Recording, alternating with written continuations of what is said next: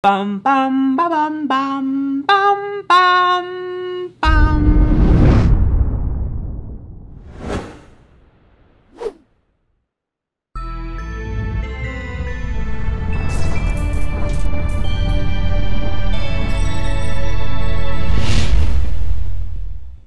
Hi, hello, and welcome. I'm Spencer, and this is Common Spence, and welcome to Potterpalooza 2018. For the next little stretch of time, I'm going to be doing a series of videos dedicated to Harry Potter, celebrating Harry Potter in some way, but it is not going to be just me talking about Harry Potter all the time, because I know some of you guys out there either don't like Harry Potter or have not read Harry Potter, so no matter where you sit on the Harry Potter train, there is room for everyone on this Hogwarts Express.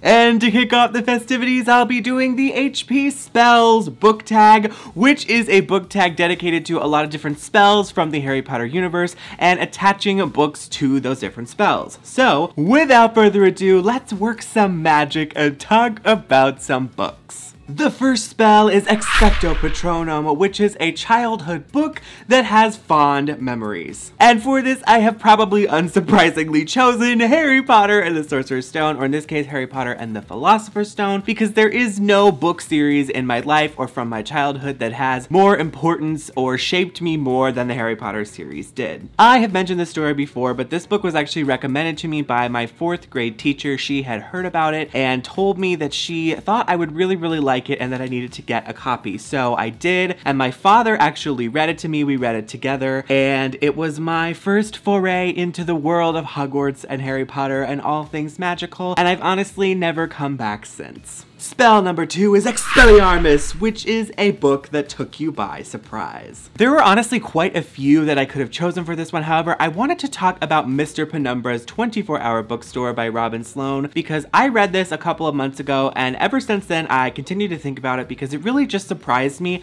as far as how much I enjoyed it. This book follows a sort of down on his luck web designer who ends up working at this very peculiar 24-hour bookstore in San Francisco, and as time progress, he starts to realize that the customers and the clientele are not what they seem, and he ends up getting roped into this crazy sort of secret society situation where he has to unravel mysteries and sort of break codes, and it was just such a compelling and fun read. This book had been recommended to me many times, but I finally picked it up, and I was honestly surprised by how much I enjoyed it, and I wish that I had picked it up sooner. The next spell is PRIORI INCANTATEM, which is the last book that you read. As you will know if you saw my TBR video, Emoji-a-thon is happening this month, and the last book that I read was Letters to the Lost by Bridget Kemmerer, which was Dylan's pick, and this was also picked for me last month by Murphy Napier because they both really loved this book. And I'm not going to tell you anything more about it because this is not a wrap-up, but this is the last book that I read, and I can't wait to tell you more about it.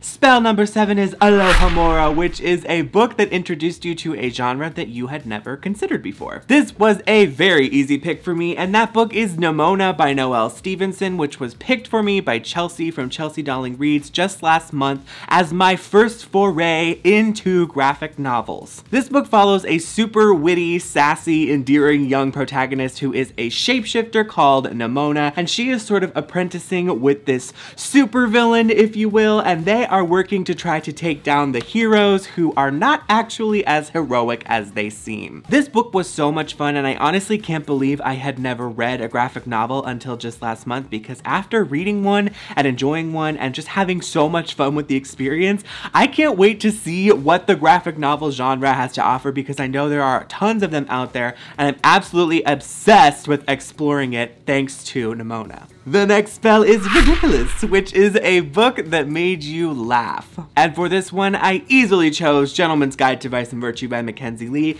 because this book, out of probably everything I have read this year, made me laugh the hardest. I have talked a ton about this book recently because the Gentleman's Guide read-along is happening now, and hopefully you will join us and you'll come to the live show because it's going to be so much fun. However, when it comes to books that made me laugh, this one is just so funny because not only is our protagonist Monty just like a total snarky sass machine, but the whole story and the whole plot is really nothing more than a giant giant comedy of errors. It's like one mistake leads to another mistake, which leads to another mistake, and there's all these unfortunate, zany, silly situations. I feel like this book is almost like a historical fiction meets a sitcom kind of situation because it's just that funny. And even now, as I'm listening to it on audio for the second time in preparation for the event, I can't help but stop and laugh at some of the ridiculous one-liners and funny things that happen throughout the story. The next spell is Sonorus, which is a book that you think everybody should know about. I'd like to take a minute to talk to you about Timekeeper by Tara Sim, which is one of my favorites and I feel like one of the most underrated books on BookTube. This lovely slice of steampunk historical fiction LGBT plus fantasy storytelling has everything you could possibly want. This is set in a world where physical clock towers have the ability to control time, and our protagonist Danny is a mechanic, which means it is his job to make sure those clocks are running smoothly, because if they get broken, then it could literally stop time and cause all kinds of catastrophes. Danny ends up meeting a boy named Colton who has a very unique connection to time,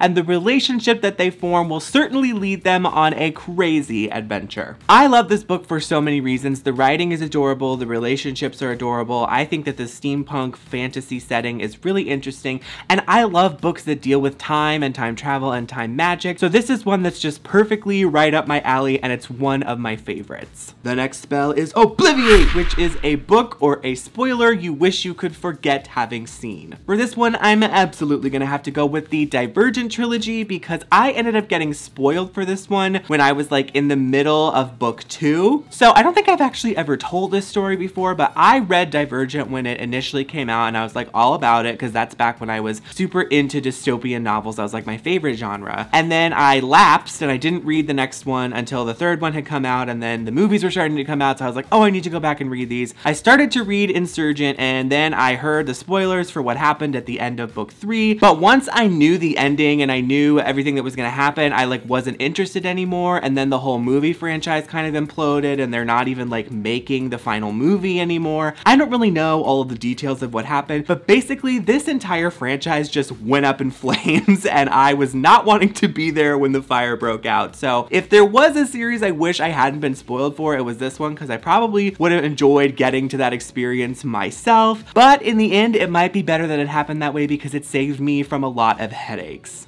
The next spell is IMPERIO, which is a book you were forced to read for school. So, as some of you may know, I am a graphic designer by trade. That's what I went to college for. However, I wanted to pick a book that was not a design book for this challenge, and so I actually chose The Stage Manager's Toolkit because mini story time. Before I studied graphic design, I was actually a theater major because I wanted to be a stage manager, and not to toot my own horn, but I was really freaking good at it. The stage manager is the person with the headset who's like running around all the time, making sure everything is together, keeping track of all the details, running all the production meetings. Basically, they're like the director, but for the behind the scenes stuff. So the director directs the whole show, and then the stage manager makes sure that the director's vision is executed perfectly every single time. This was my favorite book on the whole subject of stage management and how to do that and how all of that behind the scenes stuff works. So if for some reason you're interested in learning more about stage management, this would be a really good one to recommend, and it's the only one from that time period that I still have and still keep because you never know when you might have to stage manage something and you need a little refresher. The next spell is CRUCIO, which is a book that was painful to read. And I feel like no one will be surprised for me to talk about